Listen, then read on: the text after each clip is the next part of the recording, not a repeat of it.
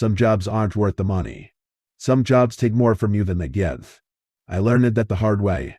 At the time, I was desperate. College tuition was draining my bank account faster than I could keep up, and my part-time job barely covered food and rent. Every time I checked my balance, it felt like a punch to the gut. Bills kept piling up, and no matter how many extra shifts I picked up, I was always falling behind. I needed a side job fast. Something easy, quick, and preferably well paid. No complicated interviews. No weeks of waiting for a paycheck, just instant cash. That's when I stumbled upon the ad. WANTED, babysitter for one night. Pays $500. Must follow instructions carefully. $500 for a single night? That was insane. Too good to be true. Really? Babysitting usually paid. What? $15 an hour at best? My first instinct told me there had to be a catch. Maybe it was a prank. Maybe it was some kind of scam. But then I thought about my empty fridge, my overdue internet bill, and the fact that I had about $20 to my name. I wasn't in a position to be picky. Without overthinking it, I grabbed my phone and dialed the number listed in the ad. The phone barely rang twice before someone picked up. A woman. Her voice was cold, distant, completely void of warmth, like she was reading off a script. Be here by 7 p.m. sharp. No guests. No phone calls. She said. I opened my mouth to respond, to ask any of the 100 questions running through my mind. But the line went dead before I could get a single word out. No introduction. No small talk. Nothing. Just an address and a set of rules. That should have been my first red flag. Who hires a total stranger without even asking basic questions? No. Do you have experience? No. Have you worked with kids before? Just instructions. But $500 for a few hours of babysitting. No way was I passing that up. I drove to the house and arrived. The house was massive. Not just big mansion big. It stood at the very end of a long, deserted road, surrounded by nothing but empty land and thick, shadowy trees. No neighbors. No streetleted. Just a cracked, lonely pavement leading up to an eerie, towering house. A single porch light flickered weakly, barely illuminating the front door. The whole place looked straight out of one of those horror movies I usually avoided. Something about it made me hesitate. The silence. The stillness. The way the windows loomed like dark, empty eyes. I took a breath, shaking off the creeping unease, and walked up the steps. My knuckles barely brushed against the wood when the door creaked open like someone had been standing behind it, waiting for me. A man stood in the doorway. He was tall, painfully thin, with sharp features that made his hollowed-out face look even more severe. Deep, dark circles pooled under his sunken eyes, like he hadn't slept in weeks, maybe months. Despite his exhaustion, his suit was crisp, perfectly pressed, not a wrinkle in sight. Behind him, a woman hovered stiffly, her posture so rigid she looked like she might shatter. Her hands were clasped tightly in front of her, knuckles bone white, like she was holding on to something for dear life. The man's gaze locked onto mine. His voice was flat, mechanical. "And the babysitter?" I swallowed, my throat suddenly dry. Yeah." The woman stepped forward before I could say anything else and shoved a folded piece of paper into my hand. "These are the instructions." I glanced down at it but didn't open it yet. Something about their urgency made my stomach twist. "So, where's the kid?" I asked, forcing a small smile. Neither of them answered. The woman didn't even blink. She just turned on her heel, grabbed her coat, and started toward the door. "We'll be back by sunrise," she said quickly. "Follow the rules, and you'll be fine." And then before I could ask anything else, they were gone. The door shut behind them with a quiet but firm click. I stood there for a long moment, gripping the piece of paper in my hand, my unease growing by the second. Why had they left so quickly? Why did this whole thing feel wrong? Finally, I looked down at the list. The paper was old, slightly crumpled, and covered in tight, neat handwriting, each letter carefully formed, as if someone had taken painstaking effort to make sure every one read was clear. It wasn't printed. No official babysitting instructions, just a handwritten list. It wasn't rushed or scribbled, it was deliberate, like whoever wrote it needed me to understand. My eyes skimmed over the rules, my stomach twisting with each one. Rule 1. Put Timmy to bed by 8:30 p.m. If he asks for a bedtime story, only read from the green book on his shelf. Do not read any other book aloud. Okay. Strict. But fine. Maybe it was a sentimental book or something. Rule 2. Lock all doors and windows before 9 p.m. If you hear scratching at the back door, do an OT investigate. I blinked. What? That was weird. Why would there be scratching? A raccoon? A stray cat? Rule 3. Do not answer the phone after 11 p.m. My pulse quickened. Who would be calling? And why would I need to ignore it? Rule 4. If Timmy tells you someone is outside his window, do an OT look. Tell him. Go to sleep. Timmy. Do not say anything else. Okay. No, that was officially creepy. Rule 5. If you hear footsteps upstairs while Timmy is asleep, ignore them. Whatever you do an OT, go upstairs. A lump formed in my throat. Footsteps? But there shouldn't be anyone else in the house. Rule 6. At 11:33 p.m. The kitchen door will open on its own. Do an OT, close it. Do not look inside. Let it remain open until 11:40 p.m. My hands felt clammy. I wiped them on my jeans. Rule 7. If you hear a child giggling from the second floor, ignore it. The boy you are babysitting is asleep. I swallowed hard. My eyes darted back to the top of the list, rereading every rule, hoping maybe I had misunderstood something. But the words were still there, clear as day. Rule 8. If you wake up on the couch and don't remember falling asleep, leave the house immediately. Do not look back. I let out a nervous laugh. A dry, humorless sound. This had to be a joke, right? A prank? Maybe the parents were just messing with me, some weird rich people humor I didn't understand. Then, I heard a voice. Are you my new babysitter? I jumped, my heart slamming into my ribs as I spun around. A little boy stood at the bottom of the staircase, staring at me with wide, tired eyes. He couldn't have been older than 6. His blonde hair was messy, sticking up in different directions like he'd been tossing and turning in bed. He wore pajamas soft, blue ones covered in tiny stars. I forced a smile, trying to steady my breathing. Yeah, he must be Timmy. He nodded. Did my mom give you the rules? He asked. Something about the way he asked sent a chill up my spine. His tone wasn't casual or curious. It was serious. My stomach twisted. Yet, his expression darkened. His small fingers tightened on the banister. You have to follow them. I stared at him, unable to respond. His voice was quiet, but there was a weight behind it, something heavy, something that made my skin crawl. I shook off the unease, forcing myself to focus. It was just a kid, just a weird set of rules. Nothing was going to happen. I led Timmy upstairs, my footsteps echoing in the quiet house. His room was small and tidy, with a little twin bed and a row of stuffed animals lined up against the wall. Everything was neatly arranged, like it hadn't been touched in a while. As I pulled the blanket over him, he whispered, "Don't forget to lock the doors and windows." I nodded quickly, not wanting to show my discomfort. "I won't. Get some sleep, okay?" He didn't answer. He studied my face for a moment, like he was trying to decide if he could trust me. Then, finally, just turned over, hugging a stuffed bear to his chest, and he closed his eyes. As soon as his breathing evened out, I left the room and made my way through the house, double-checking every door, every window. The locks clicked into place, one by one, until I was sure everything was secure. I had just finished locking the back door when I heard it. A faint scratching. I froze. The sound was soft but deliberate, a slow, dragging scrape, like fingernails running over the wood. My breath caught in my throat.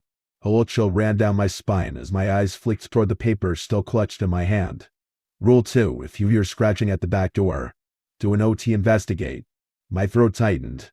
Every instinct screamed at me to look to check, just to make sure it wasn't, I don't know, a tree branch or an animal, but something deep inside me knew better. I squeezed my eyes shut, my pulse hammering in my ears. Just walk away. Ignore it. It's nothing. Slowly, I forced my legs to move, stepping away from the door. The scratching continued behind me, steady and patient. as if whatever was out there knew I was listening. Minutes passed. The scratching continued, slow and rhythmic, until, finally it stopped. I let out a shaky breath. I spent the next hour glued to my phone, scrolling through social media mindlessly, trying to drown out the silence. But the quiet was suffocating. The whole house felt wrong, too still, too heavy, like the walls themselves were holding their breath. Every creak, every shift in the floorboards made my heart pound. I forced myself to check the clock. Then, at exactly 11 p.m., the house phone rang. I froze. I jolted so hard my phone nearly slipped from my hands. The old landline sat on the wall near the kitchen. Its shrill, piercing ring shattered the silence, echoing through the dimly lit living room, sharp and unrelenting. My breath hitched. Rule 3: do not answer the phone after 11 p.m. I turned my head slowly, my gaze landing on the old-fashioned phone sitting on the small table across the room. I stared at it, my pulse pounding in my ears. The ringing didn't stop. It just kept going, over and over, like whoever was on the other end wasn't going to give up. The ringing was insistent, demanding, like it knew I was here. It rang again, and again, and again. I turned my back to it, gripping my phone in my hands, trying to ignore it. Just a few more seconds, and it would stop. Each ring made my stomach clench tighter. My fingers twitched. My breathing came fast and shallow. What would happen if I answered? Who would be on the other end? I squeezed my hands into fists, my nails digging into my palms. Ignore it. Just ignore it. Seconds dragged on like hours. Finally, after what felt like an eternity, the ringing cut off. Silence. I let out a slow breath, forcing myself to relax. But just as my shoulders sagged, "Miss?" my stomach plummeted. I spun around so fast my vision blurred. Timmy stood at the bottom of the staircase. His small hands gripped the railing tightly, his knuckles white, his eyes wide with fear. His face was pale, his lower lip trembling. When he spoke again, his voice was barely above a whisper. "There's someone outside my window." My blood ran cold. Rule 4 flashed in my mind. If Timmy tells you someone is outside his window, do an OT look. Tell him, go to sleep. Timmy, do not say anything else. I swallowed hard, forcing myself to keep my voice steady. It's okay. Timmy, go to sleep. Timmy did move right away. His small fingers gripped the banister, knuckles turning pale. His lip quivered as he shifted on his feet. He's staring at me. A chill spread through my body, icy and slow. My instinct screamed at me to run upstairs, to check, to look, but I knew I couldn't. The rules were clear. I forced a weak smile, even though my hands were shaking. Go to sleep. Timmy.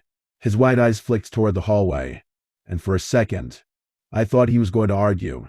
His little body trembled, a quiet fear radiating from him like static electricity. But then, slowly, he nodded. Without another word, he turned and padded back toward his room. He climbed into bed, pulling the covers up to his chin. Then Timmy asked suddenly, "Are you scared?" My breath caught. I turned my head slowly, my heart hammering in my ears. Timmy was still sitting upright in bed. He shouldn't have been. I had just tucked him in, just watched him lay down. But there he was, sitting silently, watching me. His pale face seemed even paler under the dim glow of his nightlight. He was small for his age, fragile looking, with dark circles under his eyes. I forced out a short, nervous chuckle. "What?" Timmy didn't blink. He didn't answer. Instead, in a quiet, almost pleading voice, he whispered, "Don't close the kitchen door." A cold, twisting fear coiled in my stomach. I pressed my lips together and nodded. "Okay." I left his room and shut the door behind me firm, but gentle, careful not to make a sound. I could still feel his gaze, burning into my back. I didn't check the window. I held and checked the window. My legs carried me downstairs on autopilot, though every step felt heavier, harder to take. I tried to shake off the nerves, tried to convince myself this was all in my head. I was trying to calm the wild pounding in my chest, just make it through the night. The rules were just, he was mostly injustice. Just weird rules, right? The parents were strict. Maybe paranoid. Maybe they had a reason for all of this. Maybe I was just overthinking. I settled onto the couch, wrapping a blanket around myself. My hands clenched tight to fabric. I glanced at the clock. 11:13 p.m. My stomach twisted. My fingers gripped the blanket tighter. And then, 11:33 p.m. A long, low creak echoed through the house. My body went rigid. The kitchen door swung open. I didn't move. I didn't even breathe. A deep, suffocating darkness seeped up from the doorway. Too dark, stretching like ink bleeding into the air. The doorway itself looked wrong, somehow, like it was pulling further away, stretching longer than it should have been. I squeezed my eyes shut. Don't look inside. Let it remain open until 11:40 p.m. I fumbled for my phone with shaking fingers. The screen glowed in the darkness. 7 minutes left. That was all. 7 minutes. Just wait. Just sit still. Then from the darkness, I heard breathing. Not mine. Not Timmy's. Something else. It was deep and slow. A wet, rasping inhale, followed by an even slower exhale. I pressed my back against the couch, my nails digging into my palms. My whole body was tense, every muscle locked in place. The breathing got louder, closer, so close. I could almost feel it against my skin. A shudder crawled up my spine. My phone's screen flickered. 11:41 p.m. Almost there. Just one more minute. The breath hitched like it was shifting, moving. The clock finally struck 11:40 p.m. The sound stopped. I opened my eyes and looked. The kitchen door was closed. My chest heaved as I sucked in a shaky breath. My lungs burned, like I'd been holding it in for too long. My fingers, still clenched into fists, slowly unfurled, the movement stiff and reluctant. When I glanced down, my palms were marked with deep, crescent-shaped indentations where my nails had dug into deep. A sharp sting ran through them. I barely registered the pain. It was over. For now. I checked the time again. 11:43 p.m. The house was silent, but not in a peaceful way. It wasn't the kind of quiet that brought relief. It was the kind that pressed down on you, thick and suffocating, like something unseen was still there, lurking just beyond sight, watching, waiting. I stayed on the couch, refusing to move. My body was still coiled tight, my muscles aching from the tension. I tried to focus on my breathing, to slow my racing pulse, to convince myself that everything was fine. But my heart barely had time to slow before I heard a child's giggle. The sound came from upstairs. I went completely still. My eyes darted to the baby monitor on the coffee table. The small screen showed Timmy's bed. He was there, asleep, not moving. The giggling got louder. It wasn't him. My throat tightened. Rule 6: if you hear a child giggling from the second floor, ignore it. The boy you are babysitting is asleep. I clenched my hands into fists, nails biting into my skin. Ignore it. Just ignore it. The giggling stopped. For moments, the house was silent again. Then, from behind the couch, a whisper came. You're no fun. A cold rush of terror flooded my veins. I didn't move. I didn't breathe. I stayed perfectly still, my body locked in place, waiting. The silence stretched on. I sat there, frozen, until the house felt normal again. I exhaled shakily, hardly realizing I'd been holding my breath. My chest ached, my muscles weak from how tense I had been. I forced myself to check the clock, my body sagging in relief. My heart was hammering so hard it hurt. See? Nothing happened. I followed the rules. And nothing happened. Everything was fine. And then I heard soft footsteps. Upstairs. I went rigid. I was on the couch. Timmy was asleep in his room. I had checked. I had seen him. But I could hear them. Slow, deliberate, measured steps pressing against the wooden floor above me, moving with an eerie patience. I gripped the armrest, my fingers digging into the fabric. Rule 5: if you hear footsteps upstairs while Timmy is asleep, ignore them. Do an OT go upstairs. I squeezed my eyes shut, breathing through my nose. Ignore it. It's just noise. Just a house settling. I clamped a hand over my mouth, choking back the instinct to scream. Ignore it. Just ignore it. I squeezed my eyes shut, pressing my back harder into the couch, as if that would somehow shield me from whatever was up there. My whole body trembled, a cold sweat licking my skin. The footsteps didn't stop. They moved again, slow, deliberate, pacing, back and forth, just above me. My mind raced. Who or what was up there? No, it didn't matter. I wasn't going to find out. A floorboard creaked. The steps were moving down the hall, toward Timmy's room. A sharp, icy panic tore through my chest. I wanted to run, to throw open his door and grab him, but I couldn't. The rule: follow the rules. Then I heard a whisper, "Miss, why didn't you listen?" A shudder rippled through me. My vision blurred. My chest ached, like the air was too thick, too heavy. My fingers trembled as I rubbed my eyes. My breath came in short, ragged gasps. I kept my eyes shut tight, forcing myself to block out the sound. Don't react. Don't acknowledge it. Seconds dragged into minutes, each one stretching unbearably long. And then the footsteps stopped. Silence. Darkness swallowed me whole. The dizziness hit me hard, like something had sucked all the energy from my body in an instant. For a moment, maybe longer, I was weightless, drifting in a void of nothingness. There was no sound, no sensation, just an endless, suffocating emptiness. My mind felt disconnected from my body, like I was floating in a dream, or maybe a nightmare. My head swam, my limbs felt weak, and then I collapsed.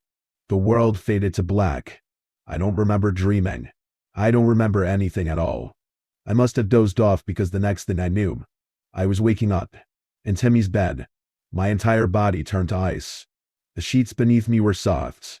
The air smelled faintly of dust and something stale, wrong. I bolted upright, my pulse slamming against my ribs. No. Rule 7, if you wake up somewhere other than the couch, immediately leave the house without looking behind you. I sat up, frozen, my breath coming in sharp, panicked gulps. The air around me felt thick, heavy, pressing down on my shoulders.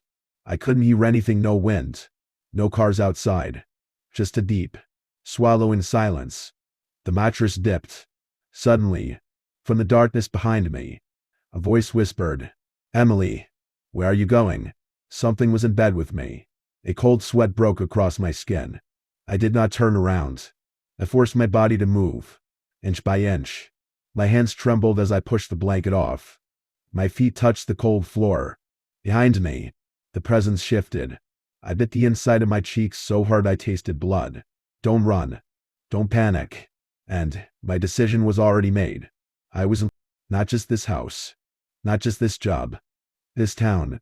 I packed what little I had, stuffing my bag with trembling hands. No goodbyes, no explanations. I didn't want to explain, because I didn't understand, and worse, I didn't want to. I stood. I walked forward. I kept my head down as I stepped outside. The floor creaked under my steps. Behind me, footsteps followed. Soft, slow, playful. I reached the hallway. The footsteps quickened. A breath cold and damp brushed the back of my neck. I ran. I hit the stairs, skipping steps, my legs burning as I pushed forward. The footsteps behind me pounded faster, matching my speed. I reached the front door, my fingers scrambling over the lock. My hands shook so badly I nearly dropped my keys. I yanked the door open. The cold night air hit me like a wave. I sprinted outside, my heart slamming against my ribs. I didn't stop. Not until I reached my car. Only then did I turn back, gasping for breath, my hands still shaking. The house was dark. The front door still wide open. Something stood in the doorway, watching, waiting. I didn't stay to find out what. The next morning, as I looked at my purse, I noticed Timmy's bear inside my bag. I had to return it, no matter what. I couldn't keep it. My hands still trembled as I dialed the number from the babysitting ad. It rang once, twice, then someone picked up. A man's voice. Not the father's, not the mother's. "This is Officer Daniels." I hesitated. I was trying to reach the family that lives in. I gave him the address. My voice unsteady. Silence. Then, in a careful, Measured voice. The officer asked, "Who are you trying to reach?" I told him the couple's names. Another long pause. A cold, sinking dread settled in my stomach. Then, finally, the officer spoke. His voice was quiet, cautious. "That house has been abandoned for 20 years. My mouth went dry. "No," I whispered. "I was there. I babysat their son." The line was silent for so long that I thought we had been disconnected. Then, the officer exhaled. A slow, careful breath. "There was a little boy that lived there once." I gripped my phone tighter. My heart pounded so hard it hurt. The officer's voice was barely above a whisper. "But he died in 2003. The call cut off. I stared at my phone, my chest rising and falling too fast. Then, I felt it, a shift in the air, a tiny, creeping sensation of being watched. Slowly, stiffly, I turned my head. I looked at the bear. It wasn't the same anymore, and I swear I saw it smiling at me.